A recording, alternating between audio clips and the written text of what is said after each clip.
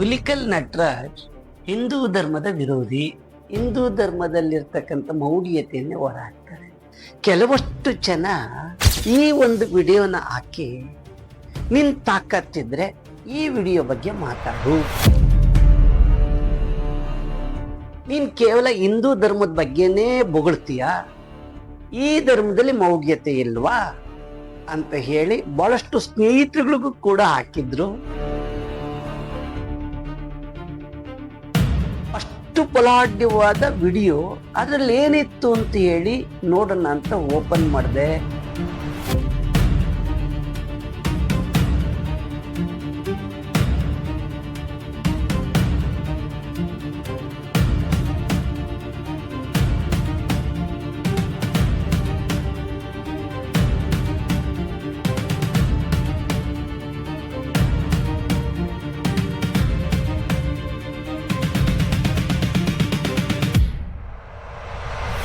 ಇಲ್ಲಿ ಆ ವ್ಯಕ್ತಿ ದೇವರು ಅಂತ ನಂಬಿದ್ದಾರೆ.